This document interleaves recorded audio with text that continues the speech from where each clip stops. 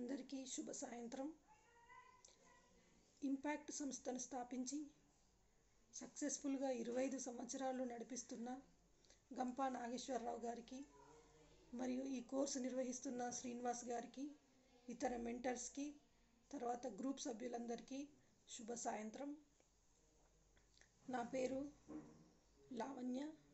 మాది జగిత్యాల జిల్లా మెట్పల్లి పట్టణంలో ఉంటాము. నేను వృత్తిరీత్యా వ్యవసాయ అధికారిగా పనిచేస్తున్నాను. అయితే ఈ కోర్సులో జాయిన్ అవ్వడానికి ముఖ్య ఉద్దేశము పబ్లిక్ స్పీకింగ్లో ఎఫెక్టివ్గా ఎలా చెప్పాలి. నా ఉద్యోగరీత్యా ఒక్కొక్కసారి 500 మంది రైతులు ఉన్నప్పుడు మాట్లాడవలసి వస్తుంది. కాబట్టి నేను మాట్లాడే మాటలు వాళ్ళకి చాలా బాగా అర్థమయ్యి వాళ్ళు దాన్ని అవలంబించే విధంగా ఉండాలనే ఉద్దేశంతోనే ఈ ఈ కోర్సులో జాయిన్ అవ్వడం జరిగింది.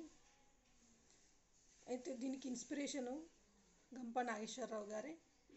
ఎందుకంటే ఇంటికి ఒక స్పీకర్, ఊరికొక ట్రైనర్ ఉండాలనే ఉద్దేశంతో ఈ ఇంపాక్ట్ సంస్థను స్థాపించి 25 సంవత్సరాలు పూర్తి చేసుకొని ఘన విజయంగా ముందుకు తీసుకువెళ్తున్న గంపా నాగేశ్వరరావు గారి వీడియోలు నేను చాలా యూట్యూబ్లో చూడడం జరిగింది.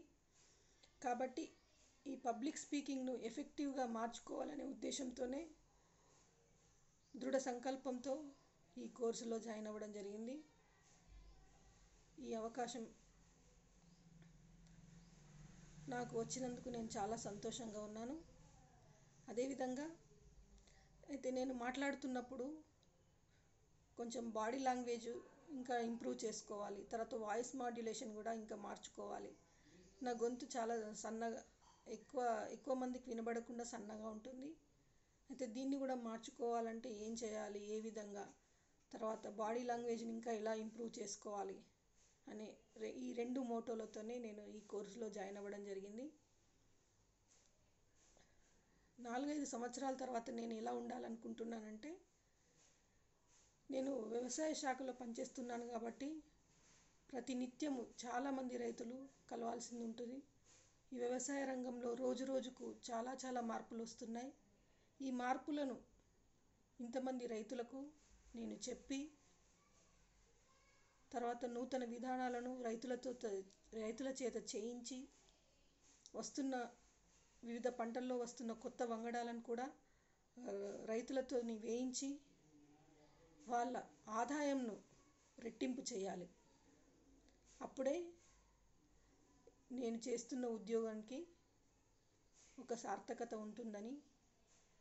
ఇదంతా ఎప్పుడు సాధ్యమవుతుందంటే నేను మాట్లాడే మాట అనేది చాలా ఎఫెక్టివ్గా ఉండాలి. ఒక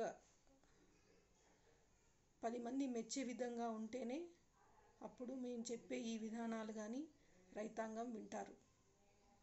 అందుకే ఈ కోర్సులో జాయిన్ అయ్యాను. ఈ అవకాశం కల్పించిన మెంటర్స్కి, తర్వాత కోర్స్ కోఆర్డినేటర్కి అందరికీ హృదయపూర్వక నమస్కారాలు. జై హింద్, జై భారత్, వందే మాతరం.